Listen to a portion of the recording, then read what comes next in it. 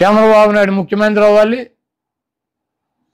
జనసేనకి సీట్లు రాకూడదు, ఆ ఓట్ బ్యాంక్తో ఈయన ఒక 100-150 సీట్లు సాధించాలని నేను ప్రయత్నం. ఇవన్నీ రాష్ట్ర ప్రజలు గమనించట్లేదా? నేను ఒకటే అడుగుతున్నా, నీ సామాజిక వర్గం 3% ఉంది, 30 సీట్లు ఇచ్చుకున్నావు. 20% ఉన్నటువంటి సామాజిక వర్గం ఆయన వచ్చి పార్టీ సపోర్ట్ చేస్తే ఆయనకి ఇచ్చిన సీట్లని 24, అవి కూడా అడిగిన చోటు ఇచ్చావా? నీవు ఎట్టి పరిస్థితుల్లో నువ్వు కూడా గెలవలేని సీట్లు వాళ్ళకి ఇస్తావు. వెన్నుపోటుకి బ్రాండ్ అంబాసిడర్లు ఇద్దరు కూడా పవన్ కళ్యాణ్ గారికి కుడి వెడమ ఆయన్ని పట్టుకుని ఆయనతో నడిపిస్తున్నారు. ఇది పూర్తిగా సీటుల్లో వెన్నుపోటు. రేపు ఎన్నికల్లో పవన్ కళ్యాణ్ గారిని ఏదో మేము జగన్మోహన్ రెడ్డి గారు ఓడిస్తాకి ప్రయత్నం చేస్తున్నాడని ఎల్లో మీడియా వస్తుంది. భీమవరంలో ఓడిస్తాకి, అక్కడక్కడ పిఠాపురంలో ఓడిస్తాకి మేమెట్టా ఓడిస్తాం? ఇప్పుడు భీమవరంలో 54,000 ఓట్లు టీడీపీకి వచ్చినాయి, 60,000 ఓట్లు పవన్ కళ్యాణ్ గారికి వచ్చినాయి, 70,000 మాకు వచ్చినాయి, మా 70 మాకు ఉంటాయి. ఆ 60ని 54 కలిపితే మేమెట్ట ఓడిస్తాం? పక్కగా పవన్ కళ్యాణ్ ఓడించే తెలుగుదేశం పార్టీ. పక్కలో బళ్ళెం ఎందుకు షేర్ అడుగుతారు, వీళ్ళతో న్యూసెన్స్ అని చెప్పి చంద్రబాబు నాయుడికి తెలదా? తెలుగుదేశం పార్టీ కేటర్కి తెలదా? తెలుగుదేశం పార్టీ వాళ్ళు ఓటేస్తారు పవన్ కళ్యాణ్ గారికి. పక్కా రాసి పెట్టుకోండి, పవన్ కళ్యాణ్ని ఓడించేది వైఎస్ఆర్సీపీ కాదు, తెలుగుదేశం పార్టీ శ్రేణులు, చంద్రబాబు నాయుడు, లోకేష్ ఆధ్వర్యంలో పవన్ కళ్యాణ్ని వాళ్ళే ఓడిస్తారు. వాళ్ళే అక్కడ వైసీపీకి ఓటు వేస్తారు.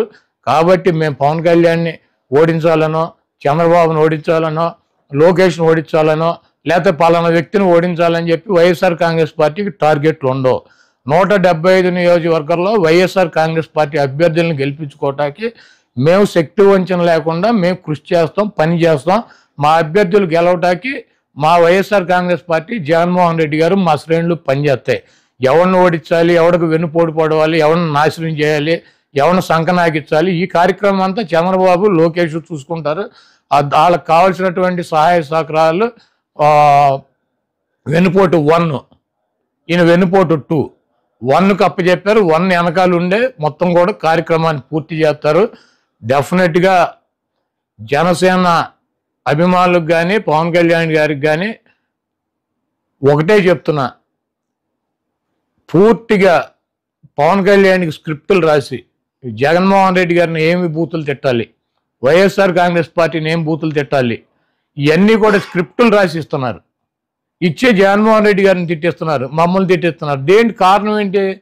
మేము పవన్ కళ్యాణ్ని ఆవేశపడి రెచ్చిపోయి మేము తిడితే ఆయన అభిమానులు, ఆ కమ్యూనిటీనో మా వాడిని తిడతారా అని చెప్పి వైఎస్ఆర్ కాంగ్రెస్ పార్టీకి ఓటు వేయకుండా ఆ ఓటు అంతా కూడా తెలుగుదేశం పార్టీకి వేయాలి.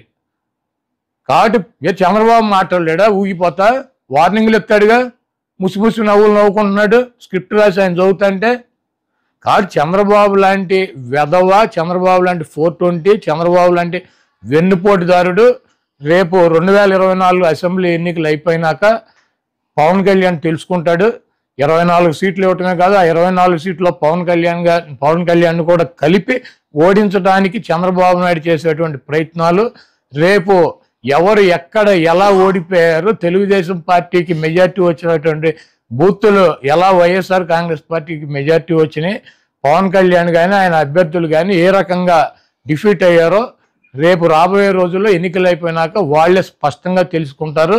చంద్రబాబు నాయుడు చేతిలో వెన్నుపోటుకు గురవుతున్నటువంటి పవన్ కళ్యాణ్ అప్రమత్తంగా కనుక లేకపోతే, ఆయన శ్రేణులు అప్రమత్తంగా లేకుండా గుడ్డిగా ఈ 420ని దొంగలనే కనుక నమ్మినట్లయితే డెఫినెట్గా పవన్ కళ్యాణ్ మూల్యం చెల్లించుకుంటాడు రేపు రాబోయే ఎన్నికల్లో.